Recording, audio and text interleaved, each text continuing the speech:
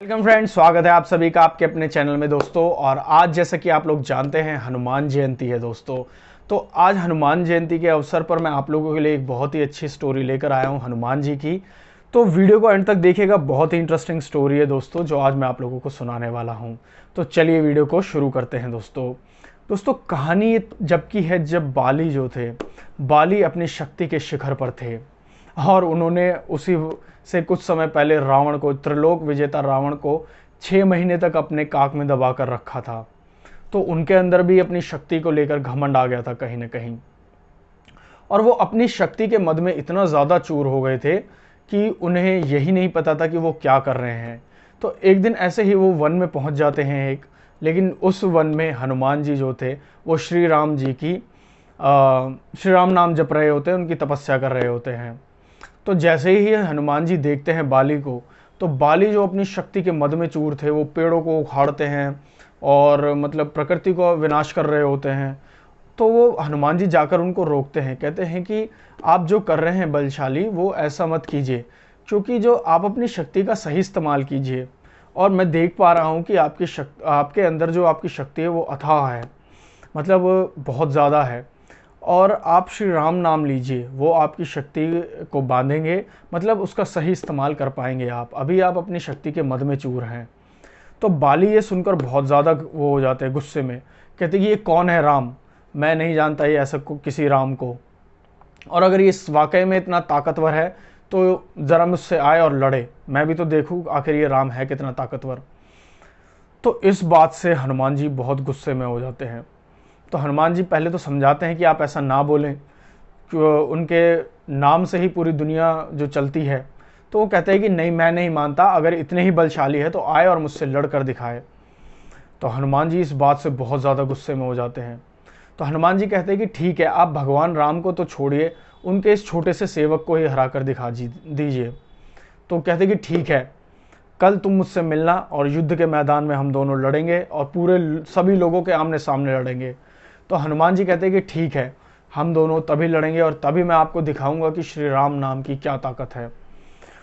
तो बाली ये कहकर वहाँ से चले जाते हैं। अब हालांकि जैसे ही वो हनुमान जी अपनी तपस्या में लग जाते हैं, अगला दिन आता है। अगले दिन जो है हनुमान जी तैयार हो रहे होते हैं युद्ध के लिए, लेकिन जैसे ही हनुमान जी निकलने लगते हैं उसी वक्त ब्रह्मा जी वहाँ आ जाते हैं। अब जैसे ही ब्रह्मा जी आते हैं तो हनुमान जी पूछते हैं कि क्या हुआ प्रभु, आप यहाँ आए, मुझे बुला लिया होता। अब दोस्तों बाली को जो है ब्रह्मा जी का वरदान था कि जो भी तुम्हारे सामने युद्ध में खड़ा होगा, तुम्हारे अंदर उसकी आधी ताकत आ जाएगी। तो बाली को तो इस चीज़ का वो था कि ये लड़ने आएगा, इसकी भी आधी ताकत मुझ में आ जाएगी और मैं फिर और ज़्यादा बलशाली हो जाऊंगा। लेकिन उसे नहीं पता था कि इस बार किससे पाला पड़ गया है। तो अब ये जैसे ही हनुमान जी देखते हैं तो पूछते हैं ब्रह्मा जी से कि आप यहाँ क्यों आए।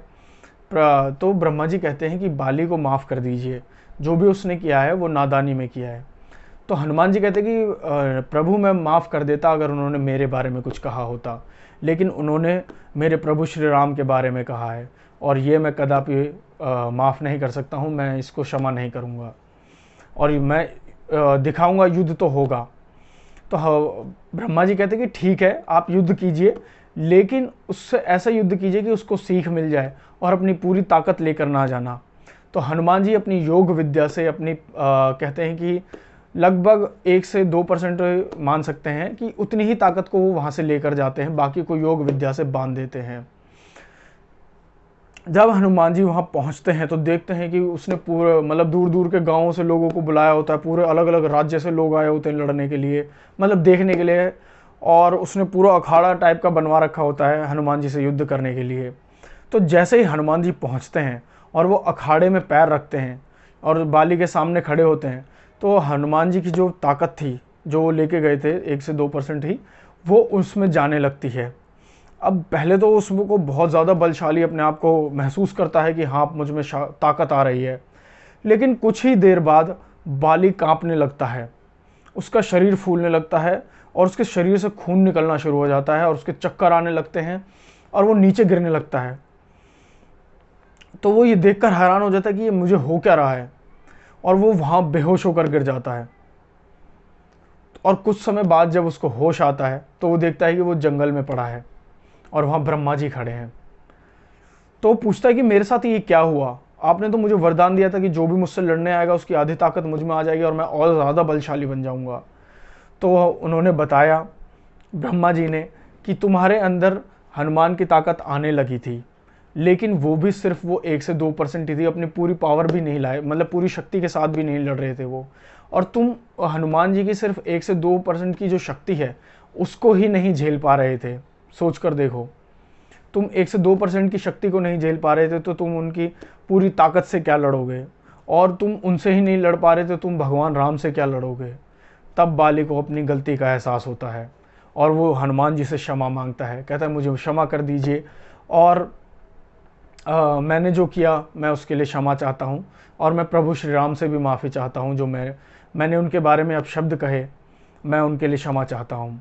तो हनुमान जी भी उनको माफ़ कर देते हैं, क्योंकि हनुमान जी चाहते थे कि उन्हें अपनी गलती का एहसास हो, हनुमान जी उन्हें दंड नहीं देना चाहते थे। तो दोस्तों ये है हनुमान जी की वो कहानी, क्योंकि हनुमान जी जैसा तो शायद होना ही मुश्किल है दोस्तों। उनके पास इतनी शक्तियाँ हैं, इतना बल है, इतनी विद्या है। अष्ट सिद्धि 9 निधि के दाता, असबर दीन जानकी माता।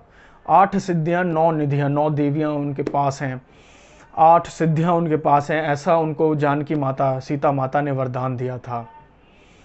और ऐसी मतलब उसके इतने उनके पास इतनी सारी चीज़ें होने के बावजूद भी वो बिल्कुल शीलता से रहते हैं, एकदम शालीनता से रहते हैं, उनके अंदर बिल्कुल भी घमंड नहीं आता है और वो हमेशा दूसरों के बारे में सोच कर चलते हैं दोस्तों। तो हनुमान जी जैसे के चरित्र से हमें बहुत सारी चीज़ें सीखने को मिलती हैं दोस्तों। हमेशा अपने आप को बड़ा मत दिखाइए, हमेशा सभी को सही राह दिखाइए दोस्तों, यही हनुमान जी की सीख है। तो आज के लिए बस इतना ही। अगर वीडियो अच्छी लगे तो उसको लाइक कीजिएगा, चैनल को सब्सक्राइब कीजिएगा और वीडियो को ज़्यादा से ज़्यादा लोगों के साथ शेयर कीजिएगा दोस्तों। जय हिंद, जय श्री राम।